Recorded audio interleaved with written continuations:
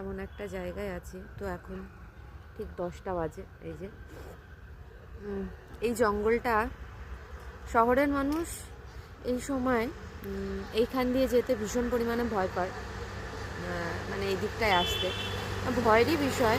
একদম জঙ্গলের উপর দিয়ে রাস্তা, তারপরে গিয়ে গ্রাম শুরু। তো এই গ্রামেই হচ্ছে আমরা থাকি। গ্রামটা ভীষণ সুন্দর। আর এখন গাড়ি চলছে, তেমন নয় যে গাড়ি চলাচল করে না, কিন্তু সত্যি বলতে শিলিগুড়িবাসীরা এখনও পর্যন্ত এই সময় মানে রাতের দিকে এই চত্বরে ঢুকতে ভীষণ পরিমাণে ভয় পায়, কারণ এখানে হাতি বের হয়।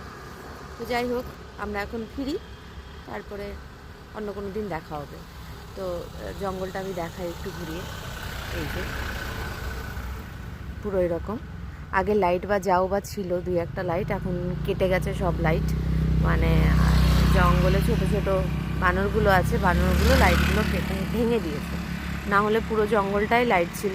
বিউ ধরো ফোনটা, আমি আস্তে আস্তে গাড়িটা চালাই, কিছুটা যাওয়ার পরে তারপরে বন্ধ করে দিই।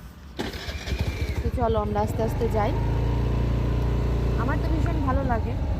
আগে যাও বা ভয় পেতাম, এখন এত বছর ধরে এইখানে আছি, এখন আর সেরকমভাবে ভয় লাগে না,